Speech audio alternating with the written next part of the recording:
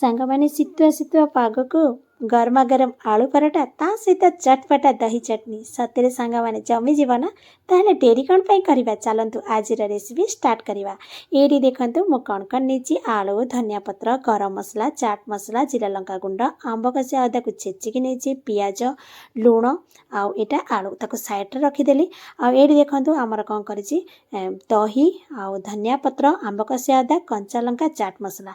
ये देखंतु आलू को मेजरमेंट करके सब मसला माने जो रखी देकी चकटी देली आ ता ऊपर रिफाइन तेल टिके देकी चकटी दबा। ये देखो ताकू भी साइड रखली। चलतु दही चटनी बनैबा तार मसलाटा टिके रेडी करवा।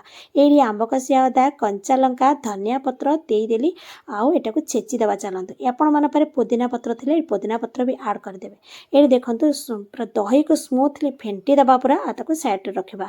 ये देखंतु अटा भी चकटी देली ताको साइड रे देखंतु दही के पूरा फेंटी के साइड रे रखिथिली। एटा देखंतु पूरा बढ़िया से ये मसला माने जो आमे छेची रखी ता ऊपर दे दबा। आ जेतकी आपण दही को देखिकी मेजरमेंट करके पानी दे बेसी काठुआ करिवेनी कि बेसी पानिया करिवेनी। ये देखंतु दे दबा। ये बिट लुण दबा नॉर्मल लुण दबा आउ चाट मसला दे सतरे सांग माने चाट मसला देबा द्वारा चटपटा लागिबो आ टेस्ट पूरा दुई गुणा हो जिवो। थरे एमती प्रोसेस रे दही चटनी करके पराठा करी खांतु देखिबे टेस्ट कहले न सरे। ये देखंतु अटा को गुला करदेवे आपण माने आपण हिसाब रे गुला करेंगे। टिके बड़ बड़ गुला कले भल रहिबो कारण ना आलूटा बाहर को बाहरिबनी। एठी अटा टिके सुखिला अटा दे देबे ता ऊपर आलू को कम आलू देबे तापर फुन टिके अटा देबे जेनी मंडा पिठा करंती सेमती तार शेपटा को दे देबे।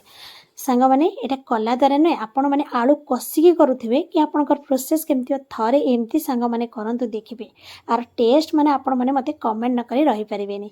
आपनको मोर वीडियो केमती लागुची सांग माने जदी भल लागुची ता लाइक करू शेयर करंतु आ कमेंट करंतु लास्ट रे फॉलो बटन टिको दबाई देंतु। आपनको मानकर फ्रेंड सर्कल सहित भी शेयर करंतु। एरी देखंतु पराठाटा को बेली देली साइड रे एटी तावा भी पूरा गरम करके रखिछि। एटा कोन करबी से माने हमर जोटा बेली छी पराठाटा को आपण चाहे तीन कणिया सेप भी दे पारे। मु किंतु गोल देइथिले देखंतु एटा को देई दबा पूरा लाल लाल करके हे गला परे ता ऊपर घी हो कि तेल हो आपण हिसाब रे एटा को देई देबे। देई देकी ताकू कौन करेंगे सेकी देवे। थरे तो आटलिस्ट सांग माने बनातु केमती लागला मते कमेंट रे कहना। ये देखंतु मोर पराठाटी ऑलरेडी रेडी हो गला।